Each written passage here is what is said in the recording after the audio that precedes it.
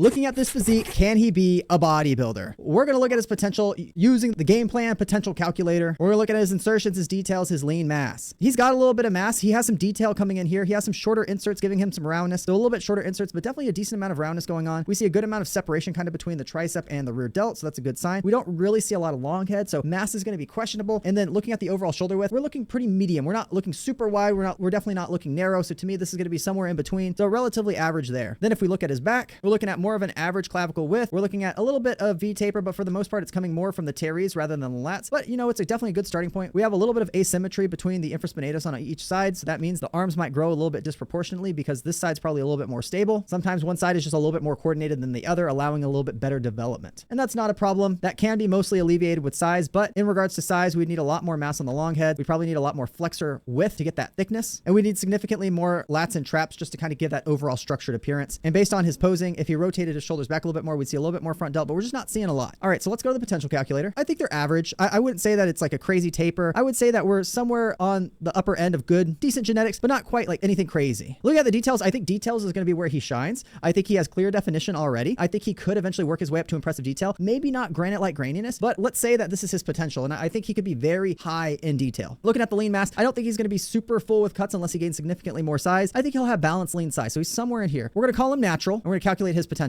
So it's a 64. I feel like he definitely has the potential to look very athletic. He's going to be kind of in the middle area. Looking at the competitor scale, I think he could be good for a commercial gym, but maybe he's not operating at kind of the biggest guy in the gym. Let's turn him into a fake natty and see how that changes our results. Now he's got a raw score of 68. He's still athletic, but he's definitely at the upper end where people are asking him, do you play sports? But they're not necessarily asking him, do you compete? Then if we look at the competitor scale, he's rocking at a 75. He has that local show potential. So he could be a decent amateur competitor, but unless he does something significant with his mass to really pull this up, he's not necessarily going to have that bodybuilder look.